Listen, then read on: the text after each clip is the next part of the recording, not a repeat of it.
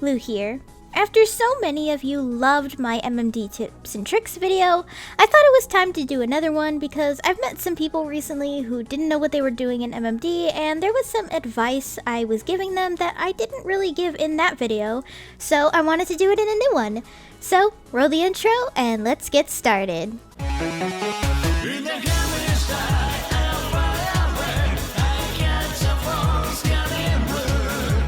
Now, for those who are watching this who have no idea what MMD is short for Miku Miku Dance and is a free animation program created by a guy named Yu Higuchi in February 2008.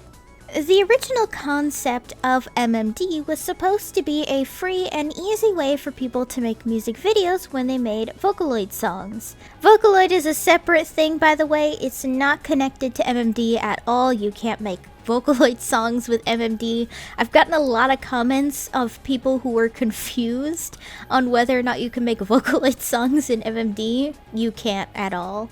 Though since then, MMD has evolved massively from when it used to be just a simple way to make some models dance for a catchy song.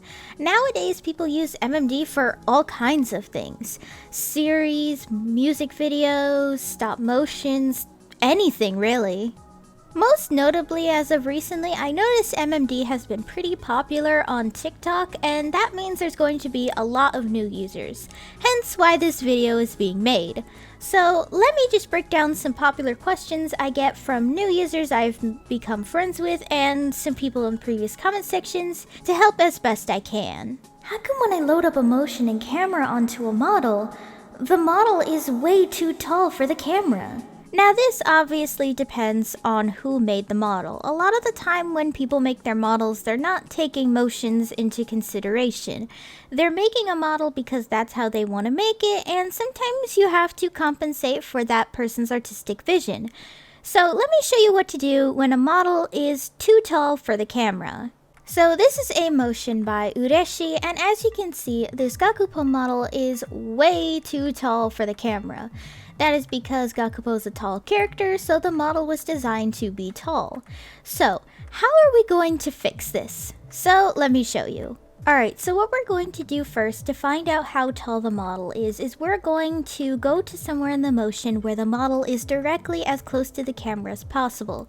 This will help us indicate how tall the model needs to be in order to properly match up with the camera. So as you can see, we are just going around here looking for the motion where the model is as close to the camera as possible. This can be a little tricky sometimes, it depends on the motion, but as we can see right around here is where we need to pay attention to the height. So what we're going to do now is we're going to switch to our model, and this will show us the model, obviously. So what we're going to do is we're going to select all bone frame, select all facial frame, and select all display IK and OP frames. This selects every bit of motion on this model, which will make it so much easier for us. Then we're going to drop down to apply center position bias. Now this is where you apply the center position of the model. So what we're going to do in order to make him go to the camera is because he's tall, we need to lower him. So we're going to move him solely by the y-axis here. The y-axis is indicator of up and down. I'm sure people who have some level of 3D modeling know this. I'm going to guess it's right around 2, so be sure to put a minus sign because that's going downward and whatever number. I don't recommend going by 2 as I feel like that's a bit, but that's because I'm very experienced with this model, so I already know. But I recommend going a little bit at a time just to make sure that you're really being as accurate as possible. You can also do very tiny integers too, like 0.2 for instance. And as you can see, he goes down by 0.2. But I'm going to move him back by that because I know that 2 is probably correct here. As you can see, this is great, but there is a shadow right here on the beginning. So first we're going to go back to the beginning frame so we see the model in full view. So we're just going to tick off display ground shadows. This ticks off the ground shadow, thereby we don't see the shadow clipping through him. This also means that it will be difficult to use certain stages or certain effects like the water floor effect or the mirror floor effect. This is because those kinds of stages are not designed to go lower than the base MMD stage of the axis, which is right here. So just please keep that in mind when you do your motion, that maybe if you're using the water effect, they're going to be up to their ankles in water. But as you can see, now he matches the camera a lot better, and it's pretty great. So what I recommend doing after this is if you're using a stage, just lower the stage to match his feet. You don't have to do the whole grabbing of every single frame like we did for Gakupo's model here, because a stage obviously doesn't have motion to it, unless it depends on the stage, of course. But that's how you do it. I know it's pretty simple, maybe a little complicated for some, but it's actually pretty simple to adjust to a model. Now, the reverse can happen here too. A model can be too small for the camera. Again, it's down to artistic vision. Let's see here with this model of Mikoto. As you can see, she is incredibly tiny for this camera because it was made for a taller model. So here's how we're going to adjust that. We're going to do the same thing, except we're going to raise her up. So again, select all bone frame, select all facial frame, and select all display, I key, and OP frame. Then we're going to raise her up to meet the motion. And as you can see, she matches the motion a lot better. Now, unlike tall models where you can just lower the stage down, this is a lot more difficult with a smaller model. Because it's a smaller model, if you're using a smaller stage, this means that depending on the camera, the stage and camera will often clip through each other and you'll end up seeing a hole in the stage. You've probably seen this a couple of times when I do MMD videos with these Mikoto and Meika models. That's unfortunate, but I don't know a way to fix that. The only way I can really suggest this is if you move the model backwards a little bit, which can give the illusion of her being smaller. That kind of works. It depends on how many close-ups the camera has. That's just from my experience anyway. How do I make an MMD video have very similar graphics to Genshin Impact? Now, Genshin Impact has been a pretty popular series already. I did a review for it on my channel, go check it out if you haven't. But anyway, plugs aside, Genshin Impact has been incredibly popular. As such, there's been a lot of really popular MMD videos for it. So, because there's been a lot of popular MMD videos, I thought it would be nice to show off the Raycast shader, which is a really great shader in a great way of mimicking the graphics of Genshin Impact. So let's start. This is a model of Zhongli I downloaded a while ago. I will have the credits obviously in the corner if you would like to download this model. He's amazing and pretty, but then again, Zhongli is always pretty. Thirst aside.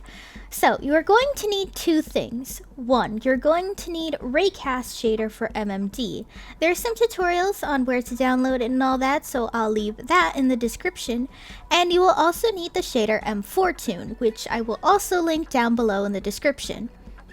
So, one other thing you're going to need is effects, which is pretty obvious if you're going to use effects. There is again a tutorial, a really great one down below, so I'll be linking that too. So, we are going to open effects, go to effect mapping, and we're going to select our model. For me, it's Zhongli. So then what we're going to do is we're going to go to our effects and our shaders, or I keep a folder for shaders, I don't know about anybody else. And then we're going to select M4Tune.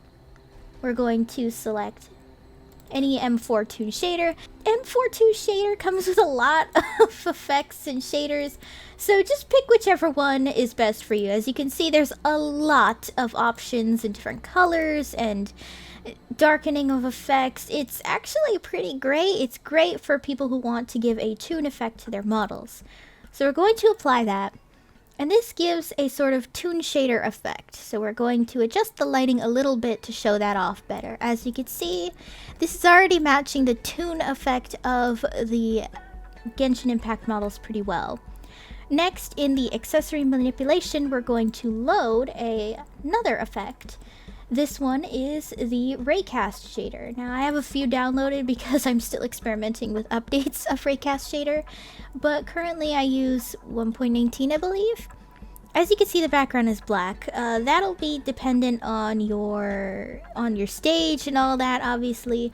Though I have to give a major warning if you're going to use Raycast shader. Models with transparent textures do not work with Raycast shader at all. It'll create a strange, weird effect. I don't know how to describe it. So please remember to use models without any transparent textures. So next what we're going to do is we're going to load up the stage effect for Raycast shader, which will be our controller. And for the sake of this video, I will also be loading one of the skyboxes it comes with. This time I'll be loading the helipad stage. This is just so we can see the effects better, because also looking at a black background is pretty boring. So here it is. As you can see, the shader, although existent, does look a little plain. So now what we're going to do is we're going to Ray controller, and this is our controller for Raycast shader. So we are going to up the bloom threshold a little bit, which may need a lot depending on the model. You can go to bloom radius, which is the radius of the bloom effect. Intensity, which is how intense the bloom is. As you can see, that's a lot. So we're just gonna up it a little bit here. You can lower the direction lighting, or increase it to make it blinding. And then you can also lower the direction lighting to make it more softer. There's other things here like tone mapping, but I'm not entirely sure what that does, but I do it anyway. And as you can see, we've slowly got together a sort of Raycast effect that models in Genshin Impact have. It's pretty close. I would say continue to experiment though, because this needs a lot of experimentation. One other thing I personally recommend, you don't have to do this, but I recommend getting SVSSAO as an effect, because that just adds a nice little shade around the bodies, as you can see here. It's a nice little shade, it looks pretty great. And there you have it, that's how to use Raycast shader. It's pretty self-explanatory, and to be honest, there are tutorials for it that probably explain it better, but they're in text, and I know some people listen better when there's vocals for it instead of having to read the same line over and over again like me, so... Now, if you really want to use a model with transparent textures on Raycast shader, I do have one quick method. Follow the tutorial similar to what happens when your model is completely white in MMD from my previous video, except save the transparent texture as a regular PNG instead of a transparent file, or if you have something fancy, just put a white layer behind the transparent one, that way it is no longer transparent. I hope that makes sense. It's a lot, but usually that method works when I have a model with transparent textures and I want to use Raycast shader. That would be it for this video though. I hope you guys enjoyed. I know it's not a ton of tutorials, but I hope it was something at least interesting and something you guys can learn from. If you guys want any more videos like this, or you have any other questions about MMD that I could do in another video, let me know down below. Hey guys, thanks for watching! If you liked the video, be sure to give it a thumbs up and consider subscribing if you're new. And if any older new subs would like to help support the channel in any possible way, my Ko-fi page is down below in the description, along with all of my social media. For any subscribers, new or old, who would like to help with video ideas, or maybe just want to talk about anime or something, then I have a fan server linked down below. See you next time!